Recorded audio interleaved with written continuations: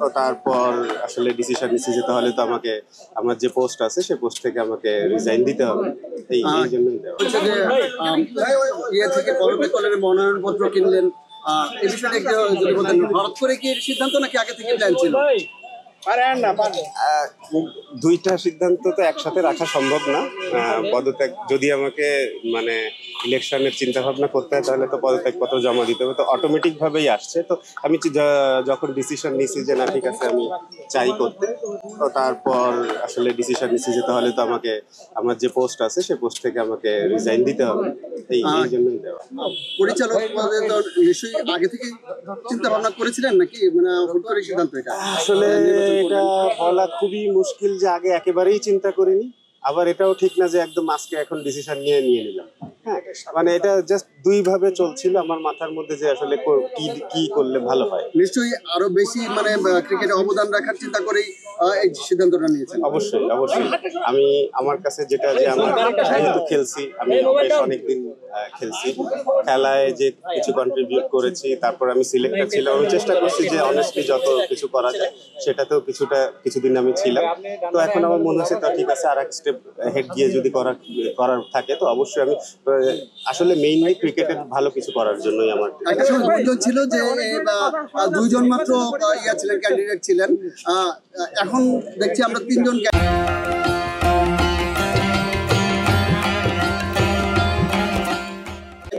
দুজন ক্যান্ডিডেট হলে তো ইলেকশন হতো না, সরাসরি নির্বাচিত হতেন। এখন নির্বাচনে যেতে হবে, এটা কতটুকু আসলে লাগছে? আসলে এক্সাইটিং নাকি মানে না, আসলে প্রেসারের কিছু নেই।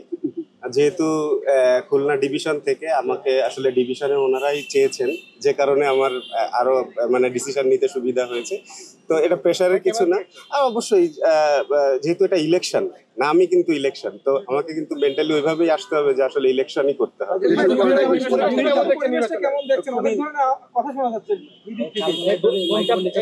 আমি তো আসলাম, ফর্ম কিনলাম, কারণ আমি আজকে সকাল পর্যন্ত আমি আমার ডিউটিতে ছিলাম। আমি যে কাজ, আমি সিলেট থেকে আমি আসছি, এসে তারপর ফর্ম যখন কিনছি, তো তারপর আমার মেইনলি রিজাইন দেওয়া, যে এখন অ্যাকসেপ্ট যদি হয় সেটা কখন হবে। রিজাইন দেওয়ার আগে কি শেষ টিমটা কি করে গেছেন নাকি? এটা কথা হয়েই আছে, যেহেতু মানে আমি এই এখন থেকে আর নেই। আমি আমার তরফ থেকে যদি বোর্ড মনে করে যে না আমার আসতে হবে, আবার জানাতে হবে, আবার বসতে হবে, কথা বলতে হবে, কোনো সমস্যা নেই, আমি আবার আসবো। বাট যেহেতু আমি দিয়েছি জমাটা, তো আমার কাছে মনে হচ্ছে যে এই মুহূর্ত থেকে যারা দায়িত্বে আছেন ওনারাই আসলে টেক ওভার করবেন।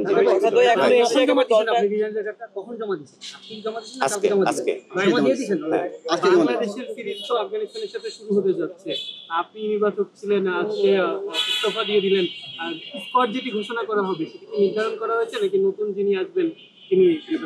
আমার সঙ্গে এই সিস্টেম অনুযায়ী এতদিন পর্যন্ত যত কথা হওয়ার ছিল সব হয়েছে।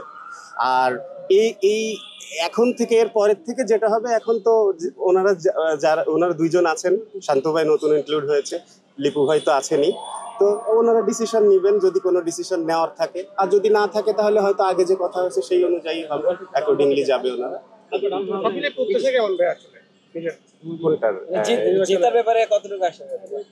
আমি আশাবাদী সবার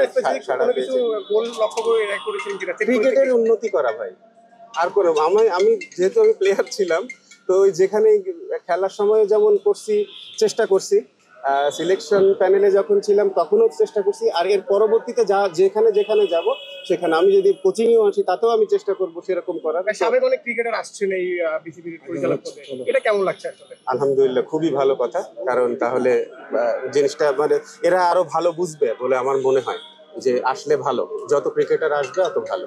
ঠিক আছে, থ্যাংক ইউ।